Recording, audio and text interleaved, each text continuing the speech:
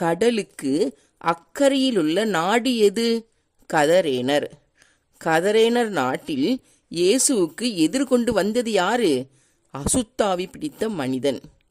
அசுத்தாவி பிடித்த மனிதன் எங்கே இருந்து ஓடி வந்தான்?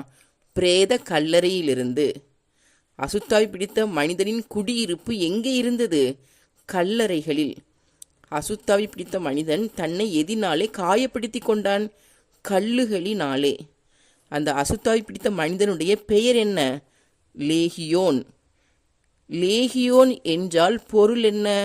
நாங்கள் அநேகர். இந்த அசுத்த ஆவிகள் இயேசுவிடம் என்ன வேண்டின? அருகில் இருந்த பன்றி கூட்டத்துக்குள் போகும்படி வேண்டின. மொத்தம் எத்தனை பன்றிகள் மாண்டு போயின? 2000 பன்றிகள்.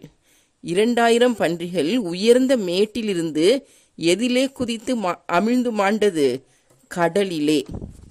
பன்றிகள் இறந்ததை பட்டணங்களிலும் சுற்றுப்புறங்களிலும் அறிவித்தது யாரு? பன்றிகளை மேய்த்தவர்கள். இந்த பிசாசு நீங்கிய பின்பு அந்த மனிதன் இயேசுவிடம் என்ன வேண்டினான்? இயேசுவோடு கூட இருக்க உத்தரவு கொடுக்க வேண்டும் என்று.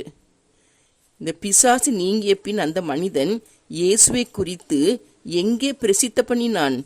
தெக்கப்போலி.